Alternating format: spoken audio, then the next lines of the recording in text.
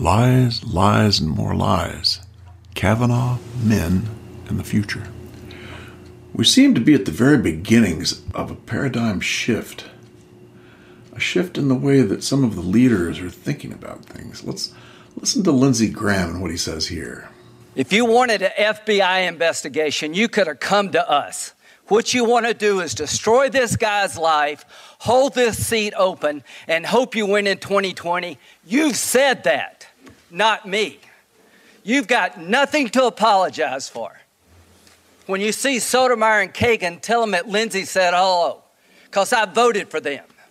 I would never do to them what you've done to this guy.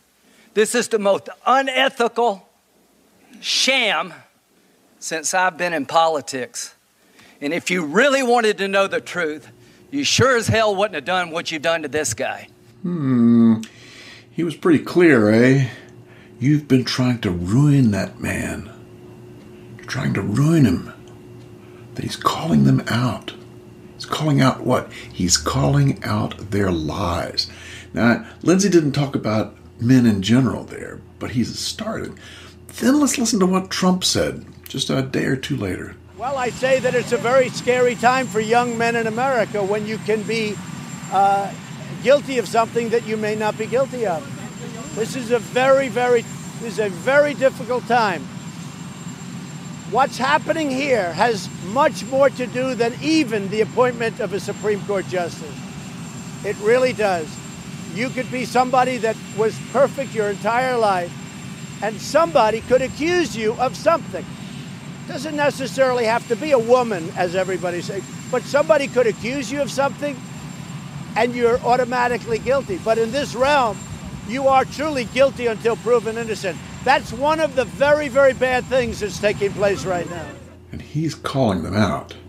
He's saying that young men are in danger because of the potential for false accusation. That's huge. That's huge. We've never heard anything like that before from a politician.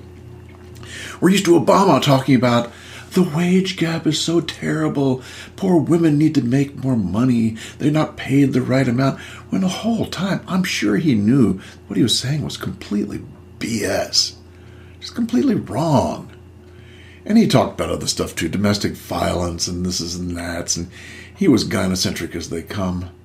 But Trump is saying something different. He's saying, now wait a minute. Wait just a minute here. These false accusations make life dangerous for our young men. That's huge. That makes a big difference. He's literally calling out the lies. Calling out the lies. Why is that important? Because feminism has been built on lies for years and years and years. Gracious goodness. How did they start out? Male chauvinist pigs. They called people names. Male chauvinist pigs. Of course, that was a lie, but it was a rather small lie, but a lie all the same.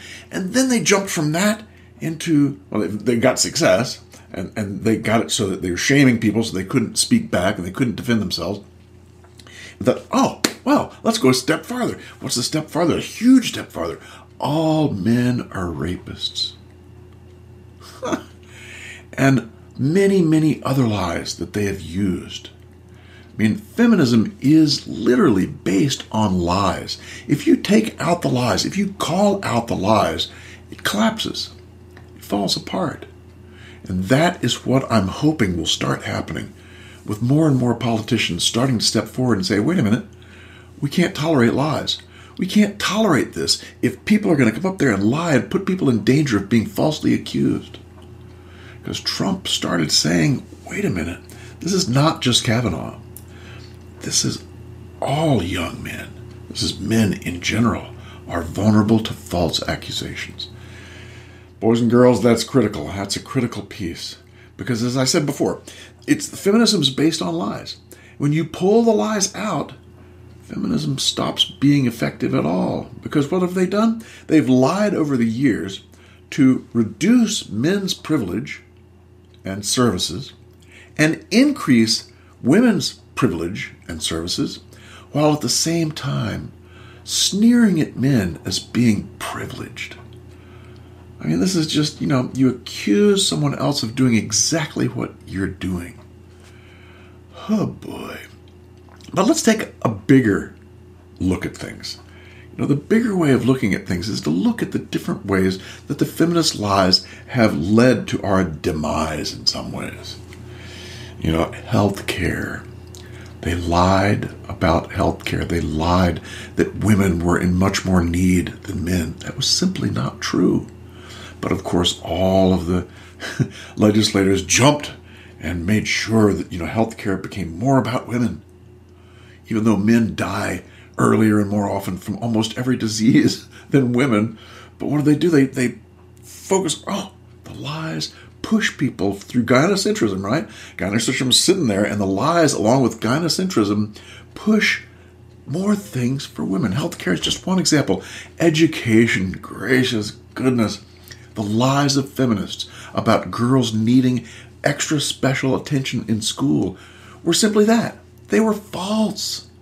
It was boys who were really in need at the time, not the girls. And so they've changed schools now. Everyone jumped, oh yes, we've got to change things for girls. We've got to make things better for girls. And they made schools more feminized. Of course, all the teachers are female. And it's really left out the boys. And we can see the effects of that now. Boys are not going to college. Boys are having trouble in school. Boys are not part of the the honor societies. Boys are down in everything. Special activities. Boys are down and girls are up. Due to the lies of feminism. So healthcare, education, rape, the Kavanaugh, the whole thing about rape and the Kavanaugh hearings. What were these? These were accusations without corroboration. No one is saying, oh yes, that's right. That's exactly what happened. In fact, the people that Ford said were there or knew about this all said, no, I don't know anything about that. So, the likelihood is that these are empty or false accusations. And what does that do? That completely leaves Kavanaugh with a big old scar on his chest that says, rapist, rapist, rapist. And they've been doing this for years, the lies about rape. What they've done is they've literally weaponized women. They've gone from just lying about things to now weaponizing women to such a degree that they have such chutzpah that they say, believe the victim no matter what. Huh? Believe the victim? Are you kidding me? We should certainly be compassionate with someone who's complaining about being victimized. There's no question about that. But believing them is another story altogether. I mean, let's take the opposite. How about if you say, believe the accused, no matter what? No, that doesn't work either. Because that would be lopsided, right? Everyone would say, oh, God, that's so lopsided. Just believe the man? No, that won't work. So you got to have it both ways. You got to not believe either one. You just got to take the data in. You got to start understanding what really happened. And then believe one or the other once the information is in, once the data comes in. But no, not the feminists. They say believe the accuser no matter what. And anything less than believing the accuser is blaming the victim. I mean, it's amazing how their lies have shifted things now so that people are afraid to question someone who's accusing anything. I mean, there's a professor, I forget his name, but he said, accusers sometimes lie. He got, I think, suspended for that in a school. Well, wait a minute. Accusers do sometimes lie. Think about Crystal Gayle Mangum. I mean, she lied. She outright bloody lied. She was an accuser. She lied. The Rolling Stone thing, the thing with the, it was the University of Virginia, the fraternity there. The accuser was lying. She wasn't telling the truth. It happens sometimes that people lie. Women lie sometimes. That's the way it works. Our whole judicial system is built to try and filter out the truth and the not truth, and then come to a reasonable conclusion. This is a very serious accusation. In fact, I think that people who falsely accuse others need to go to jail. You know, depending upon, I mean, if you're falsely accusing someone of biting their nails, that's not a big deal. But if you're falsely accusing them of rape, where they could go to jail for 15 to 20 years, that needs to be a severe punishment for the false accuser. Severe. Anyway, gosh, where else?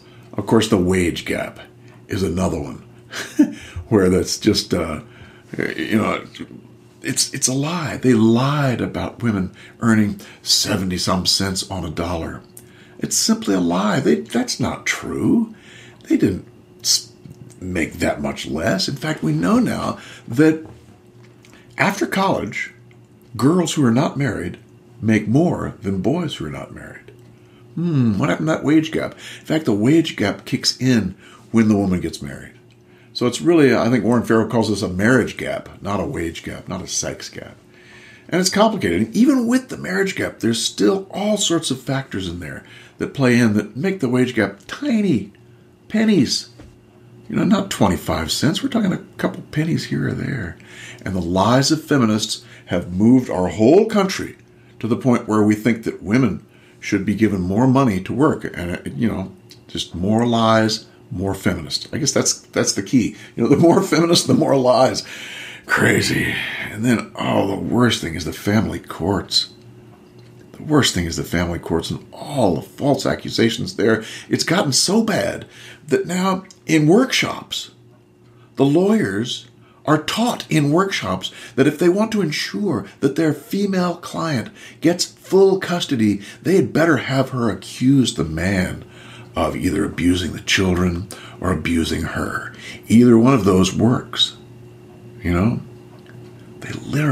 They teach the lawyers to do this. They're teaching them to lie in order to give women more. Absolutely insane. Just insane. So, this is why I'm happy.